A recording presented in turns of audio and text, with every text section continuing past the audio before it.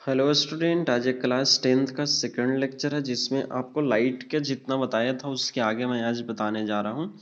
तो आज second lecture में ये कॉपी पर वीडियो है जिसमें मैंने चाहा कि आपका नोट्स भी हो जाएगा और वीडियो में थोड़ा सा क्वालिटी अच्छा नहीं आ रहा था। तो आज हम पढ़ाएंगे आपको प्रॉपर्टीज ऑफ लाइट। तो आज हम आपको पढ़ाने वाले हैं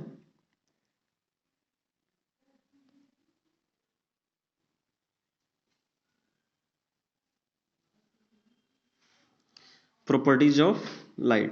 तो इसमें आपका लाइट का डिफरेंट प्रॉपर्टीज होता है। इसके पहले तक मैंने सारा बता दिया था कि लाइट जो है वो डुअल नेचर का होता है। तो इसमें फर्स्ट आपका ये है कि light is a form of energy. Light जो होता है एक प्रकार का एनर्जी होता है, इसलिए एनर्जी क्योंकि ये मासलेस पार्टिकल्स होता है, इसमें कोई मास वगैरह ये सब चीज नहीं होता है।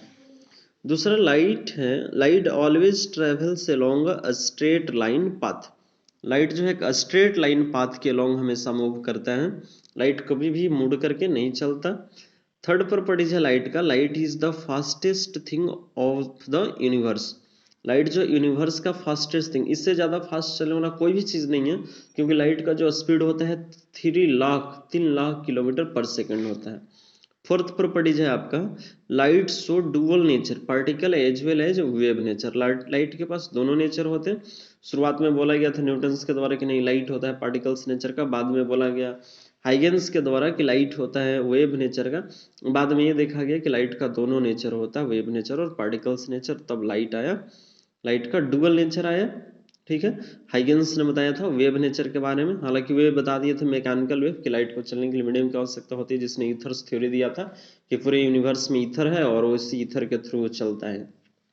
नेक्स्ट है white sunlight is the mixture of 7 colour of light. जो व्हाइट सनलाइट होता है mixture of 7 colour of light होता है। नेक्स्ट है light is an electromagnetic wave. ये इलेक्ट्रोमैग्नेटिक वेव में जब ये चलता है तो इसके लाइट के प्रोपागेशन के डायरेक्शन के परपेंडिकुलरली इलेक्ट्रिक फील्ड वेक्टर और मैग्नेटिक फील्ड वेक्टर क्या करते हैं, वाइब्रेट करते हैं। नेक्स्ट है light travels with different speed in different media. या डिफरेंट स्पीड से डिफरेंट मीडिया में चलता है। Next light can pass through vacuum as well as any transparent medium. Vacuum में भी चल सकता है और कोई भी ट्रांसपेरेंट मीडियम जो भी रहे उसमें क्या कर सकता है, लाइट चल सकता है। नेक्स्ट है according to the Max Planck's the light is made up of very smallest particles called quanta और फोटॉन। मैक्स प्लैंक के अनुसार लाइट जो होता है बहुत ही छोटे छोटे पार्टिकल्स मिलकर बना हुआ है। ये भी पार्टिकल्स थ्योरी का न्यूटन की तरह ही बात की कि लाइट जो है चलता है तो बहुत छोटे छोटे पैकेट्स के रूप में चलता है, और उन पैकेट्स में एनर्जी होता है जो एनर्जी एच न्यू, न्यू यहाँ पे फ्रीक्वेंसी है कि एच न्यू के बराबर होता है, जहाँ पे एच प्लैंक कांस्टेंट है और लाइट का वो फ्रीक्वेंसी पर डिपेंड करता है। और इस प्लैंक कांस्टेंट की वैल्यू होती है 6.626 इंटू 10⁻13 जूल सेकेंड। नेक्स्ट है light fastest travel in vacuum. Light सबसे ज्यादा किसमें, वैक्यूम में चलता है सबसे ज्यादा स्पीड से। अब है आपके सोर्स ऑफ लाइट कि क्या होता है सोर्स ऑफ लाइट। तो सोर्स ऑफ लाइट मींस उस ऑब्जेक्ट को बोलते हैं सोर्स ऑफ लाइट जो लाइट क्या कर सके, प्रोड्यूस्ड कर सके। तो लाइट प्रोड्यूस्ड करने वाले जो भी ऑब्जेक्ट होते हैं उन सारे ऑब्जेक्ट को हम क्या बोलेंगे, सोर्स ऑफ लाइट बोलेंगे। तो ये जैसे कि सन हो गया, स्टार्स हो गया, ग्लो वार्म हो गया, ग्लोइंग बल्ब हो गया, ग्लोइंग कैंडल हो गया, ये सब सारे क्या है, सोर्स ऑफ लाइट है। तो ये फर्स्ट पेज था। नेक्स्ट है आपका, नेक्स्ट है types of source of light. किस सोर्स ऑफ लाइट कितने तरह के होते हैं, तो सोर्स ऑफ लाइट 3 तरह के होते हैं। फर्स्ट होता है इनकैंडेसेंट सोर्स ऑफ लाइट, दूसरा gas discharge source of light, और थर्ड होता है आपका ल्यूमिनेसेंट सोर्स ऑफ लाइट। ठीक ना, तो देखेंगे तीनों को बारी बारी से कि कौन किसको हम क्या बोलेंगे। तो फर्स्ट है इनकैंडेसेंट। ये वे सोर्स होता है जो काफी हॉट होता है और लाइट को इमिट्स करता है, जिसमें एक रेंज में वेवलेंथ जिसका होता है, जैसे सन से आने वाली जो विजिबल लाइट होता है हमारा, ये एक रेंज में इसका क्या होता है, वेवलेंथ होता है। ठीक ना, 3900 एंगस्ट्रम से 7800 एंगस्ट्रम। जो व्हाइट सनलाइट है इसका 3900 एंगस्ट्रम से 7800 एंगस्ट्रम होता है। ओके, तो जो हॉट सोर्स लाइट इमिट करता है उसको बोलेंगे incandescent source of light.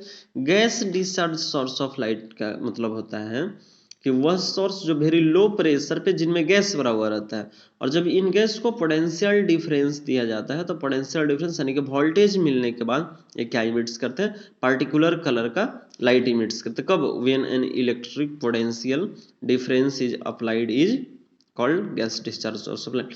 Gas discharge source of light का मतलब इनमें वेरी लो प्रेशर पे गैस भरा हुआ रहता है, और जब उनको वोल्टेज दिया जाता है तो क्या इमिट्स करते हैं, लाइट इमिट्स करते हैं, जैसे कि नियॉन बल्ब हो गया, फ्लोरोसेंट बल्ब हो गया, ये सब। ठीक है। नेक्स्ट है ल्यूमिनेसेंट सोर्स ऑफ लाइट।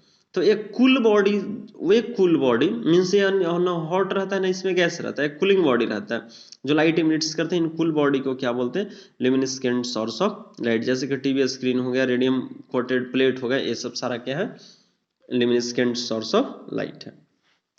अब हम लोग पढ़ेंगे types of medium on the basis of passing light. Light को पास करने के आधार पे मीडियम के टाइप्स।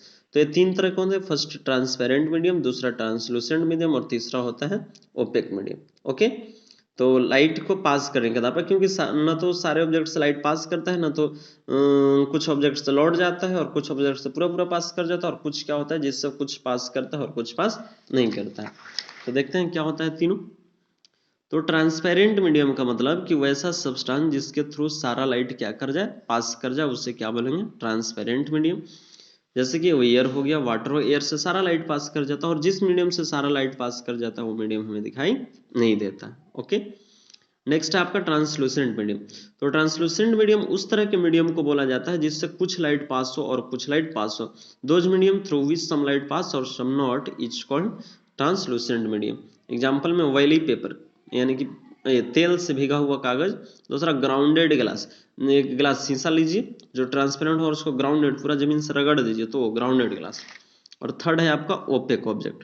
तो दो जो object through which not light pass is called opaque object. वह ऑब्जेक्ट जिससे कोई भी लाइट पास न करे उससे क्या बोलते हैं, ओपेक ऑब्जेक्ट। ओके, नेक्स्ट है आपका रेक्टिलिनियर प्रोपागेशन ऑफ लाइट।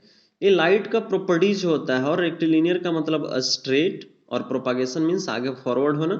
तो रेक्टिलिनियर प्रोपागेशन ऑफ लाइट का मतलब लाइट का वह प्रॉपर्टी जिसके कारण वो हमेशा स्ट्रेट लाइन पाथ पे चले, ऐसे ही प्रॉपर्टीज को क्या बोलते हैं, रेक्टिलिनियर प्रोपागेशन ऑफ लाइट। यानी कि the properties of light due to which light always travels along a straight line path is called rectilinear propagation of light. और इस एक्सपेरिमेंट को वेरीफाई करने के लिए देखिए हमने तीन कार्डबोर्ड को लिया और तीन कार्डबोर्ड को लेकर के एक प्लेन में रख दिया, तीनों एक पैरेलल प्लेन में, और तीनों के बीच में एक क्या कर दिए, होल कर दिए, और कैंडल को हमने जलाया। जब कैंडल को जला करके देखा कि तीनों जब कार्डबोर्ड एक प्लेन में रखा हुआ है तो तीनों कार्डबोर्ड से इस कैंडल का लाइट पास होते होते स्क्रीन पे पहुंचा, और इसमें से जैसे ही एक को डिस्प्लेस करके यहां से देखा, कुछ इसको ऊपर कर दिए या नीचे कर दिए, तो देखेंगे लाइट आकर के यहीं पे स्टॉप हो गया, स्क्रीन पे इस बार पहुंच नहीं रहा था। अगर होती लाइट में मुड़कर चलने की आदत तो ये ऐसे ऐसे आता, नीचे करते तो और ऐसे मुड़ करके फिर चला जाता। डेट मीन्स ये फिनोमेना, ये एक्सपेरिमेंट सिद्ध करता है, प्रूव करता है कि लाइट हमेशा कैसे पाथ पे चलता है, स्ट्रेट लाइन पाथ पे। ओके, तो नेक्स्ट है आपका application of rectilinear propagation of light. इसके कई एप्लीकेशन होते हैं जो और भी बहुत जूनियर क्लास में पढ़े, जैसे कि ये आपका हो गया अम्बरा पेनम्बरा, या फिर सोलर इक्लिप्स और लूनर इक्लिप्स। तो यहाँ मेनली हम शैडो दिखाते हैं जो ज़्यादा इंपॉर्टेंट है। तो शैडो का मतलब होता है जब कोई ओपेक ऑब्जेक्ट का ही शैडो बनता है। ओके, लिख भी देते हैं। जब कोई ओपेक ऑब्जेक्ट लाइट के पाथ में आ जाता है तो लाइट उससे रुक जाता है, स्टॉप हो जाता है, और रुक जाने की वजह से उसके द्वारा उसके पीछे का कुछ भाग अंधेरा रह जाता है, डार्कनेस रह जाता है, और इस डार्कनेस वाले पार्ट को ही हम क्या बोलते हैं, ओपेक ऑब्जेक्ट। यानी कि when an opaque object is placed in the path of light then a dark region produced behind the object। तब क्या बनता है, डार्क रीजन उसके पीछे बनता है, उसी डार्क रीजन को हम क्या बोलते हैं, ओपेक शैडो बोलते हैं। कि जब लाइट के पाथ में कोई ओपेक ऑब्जेक्ट आ जाता है, क्या, जब कोई लाइट के पाथ में ओपेक ऑब्जेक्ट आ जाता है तो उसके पीछे कुछ डार्क रीजन बनता है, इसी डार्क रीजन को हम क्या बोलते हैं, शैडो बोलते हैं। नेक्स्ट है आपका स्पीड ऑफ लाइट। तो the distance travel by light in 1 second. Speed का तो मतलब ही होता है यूनिट टाइम में जो डिस्टेंस कवर किया जाता है, यूनिट टाइम मींस 1 सेकंड में। तो यूनिट टाइम में जो डिस्टेंस लाइट के द्वारा कवर किया जाएगा उसी को क्या बोलेंगे, स्पीड ऑफ लाइट। और लाइट का स्पीड डिफरेंट मीडियम में डिफरेंट होता है। जैसे कि वैक्यूम में 29,97,92,458 मीटर पर सेकंड होता है, जो लगभग 3 लाख किलोमीटर पर सेकंड के बराबर होता है। तो इसको स्टैंडर्ड फॉर्म में जब हम लिखेंगे तो 3 × 10⁸ मीटर पर सेकंड के बराबर आएगा। एयर में स्पीड 3 × 10⁸ मीटर पर सेकंड, एयर और वैक्यूम लगभग सेम होता है। आइस में 2.29 × 10⁸ मीटर पर सेकंड, वाटर में 2.25 × 10⁸ मीटर पर सेकंड, ग्लास में 2 × 10⁸ मीटर पर सेकंड, केरोसिन में 2.08 × 10⁸ मीटर पर सेकंड, नाइलॉन में 1.96 × 10⁸ मीटर पर सेकंड, और डायमंड में जो कि सबसे कम होता है क्योंकि इसका रिफ्रैक्टिव इंडेक्स सबसे हाई होता है, ये होता है 1.24 × 10⁸ मीटर पर सेकंड। सो आज का ये लास्ट टॉपिक है और इसी तरह कंटिन्यू वीडियो जाता रहेगा। सो अच्छा अगर वीडियो लगे तो आप सब्सक्राइब कर दीजिए। ओके, नेक्स्ट वीडियो मैं कल अपलोड करूँगा। थैंक्स।